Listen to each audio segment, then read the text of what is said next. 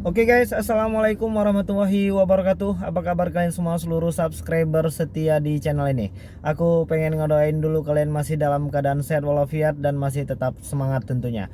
Oke guys, beberapa hari terakhir ini banyak banget ya pertanyaan dan konfirmasi yang masuk di kolom komentar kita tentang teman-teman yang mungkin datanya sudah disebar-sebar sama aplikasi pinjaman uang online. Mungkin buat kalian yang pengen tahu bagaimana cara menghadapinya, bagaimana cara membentuk pemikiran kita, psikis kita, psikologi kita supaya jauh lebih baik karena sudah diteror dan disebar habis-habisan sama aplikasi pinjaman uang online ya.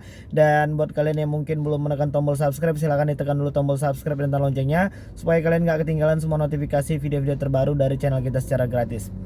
Oke guys, hari ini masih banyak ya di tengah-tengah kesusahan perekonomian hari ini, masih banyak teman-teman kita yang mungkin masih berusaha dan berupaya untuk mencari-cari yang namanya pinjaman ya, karena ini situasinya sedang COVID dan beberapa teman-teman kita hari ini sedang dirumahkan dan belum menerima pekerjaan kembali. Aku pengen ngodoin dulu mudah-mudahan kalian bisa sesegera mungkin mendapatkan pekerjaan yang lebih baik lagi dan penghasilan yang lebih banyak lagi. Amin ya robbal alamin.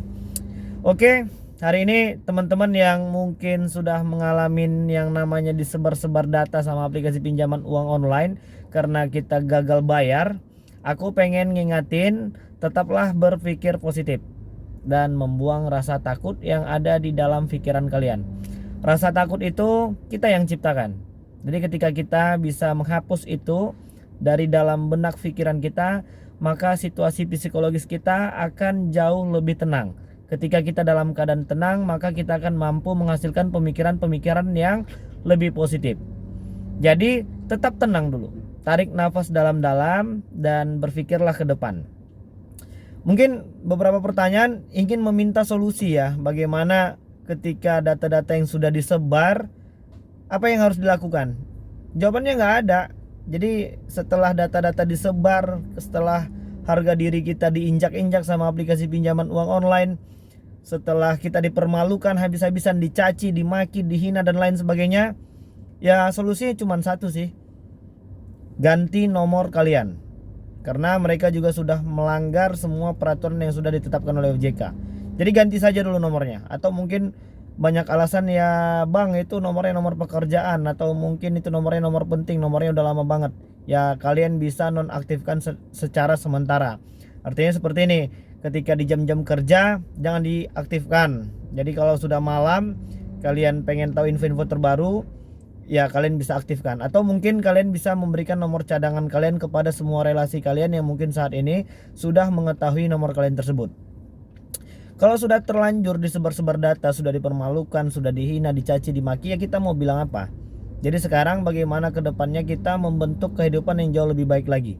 Dan untuk kawan-kawan yang mungkin saat ini masih pengen coba yang namanya aplikasi pinjaman uang online, silahkan dipikir-pikir terlebih dahulu ya. Jangan terburu-buru, karena kalau kalian belum paham atau kalian masih merasa awam dengan aplikasi pinjaman uang online ini, lihatlah beberapa rekomendasi video-video yang mungkin bisa menjadi bahan pertimbangan kalian. Resikonya apa sih bang ketika kita telat bayar?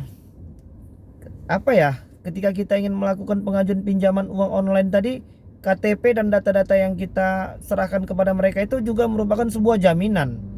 Jadi kan kita nggak langsung tatap muka. Kita sudah mengisi semua data-data yang dibutuhkan. Kita sudah mengirimkan beberapa foto-foto yang mereka inginkan. Ya itulah sebagai jaminan kita. Jadi kalau masih ada pertanyaan kira-kira apa sih resiko gagal bayar dari aplikasi pinjaman uang online, ya palingan itulah diuber-uber sama tim penagihannya, itu sudah pasti.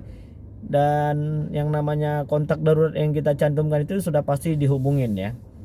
Jadi beberapa pertanyaan juga masuk, berapa lama kira-kira bang kontak darurat tersebut dihubungin sama aplikasi pinjol? Sepengalaman kita itu bisa 2-3 bulan. Tapi ada triknya juga. Kemarin itu teman kita tuh iseng masukin nomor kita sebagai kontak darurat, tapi karena emang gue lagi bete, yang telepon itu juga tim penagihannya sedikit kurang sopan ya, cara mereka berbahasa itu memang benar-benar kasar.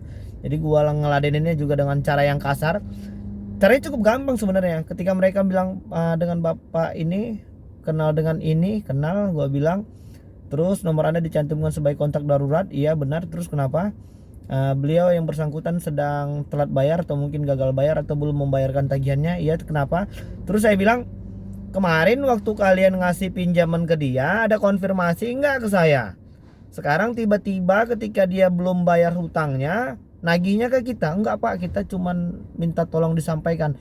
Jadi saya jawab aja itu bukan urusan saya ya kan. Ya gampang. Jadi nanti kalian bisa bilang kepada kontak darurat yang mungkin saat ini yang sudah pernah kalian masukkan terus marah-marah sama kalian, ya wajar juga lah. Ya mereka, kalian pun mungkin tidak tanpa izin sama yang punya nomor tiba-tiba sudah dicantumkan sebagai kontak darurat. Jadi kalian bisa bilang sama kontak darurat yang mungkin hari ini masih diteleponin sama aplikasi pinjaman uang online itu, suruh dimarahin aja, dibentak aja sekalian. Kalau apalagi kalau mereka itu kurang sopan atau mungkin tidak bersahabat, digas aja terus, gas full ya. Terus ketika nanti di video selanjutnya kita pengen ngasih tahu bagaimana supaya WhatsApp itu nggak bisa disadap sama aplikasi pinjaman uang online ya. Kemarin itu gua lupa terus, tapi itu penting supaya nanti mereka itu nggak bisa tahu semua kegiatan yang ada di WhatsApp. Mereka tuh bisa mengotorisasi kontak WhatsApp yang ada di Android kita. Jadi nanti kalau kalian sudah disebar-sebar data, apalagi yang masih ilegal, nggak usah dibayar, karena itu mereka sudah tidak taat, tidak patuh pada peraturan pemerintah. Dan kalau seandainya data-data sudah disebar, yang pertama sekali ingin diperbaiki itu sebenarnya adalah kejiwaan kita ya. Saat ini masih banyak teman-teman kita yang masih merasa malu karena masih punya hutang. Dan memang dari aplikasi pinjaman uang online itu hampir rata-rata kerjanya sama, adu domba ya. Mereka akan permalukan kita. Jadi nanti teman-teman yang sudah dihubungin sama mereka itu akan nelfon ke kita. Bro, kabarnya lu ngambil uang, nyuri uang atau mungkin pinjam uang.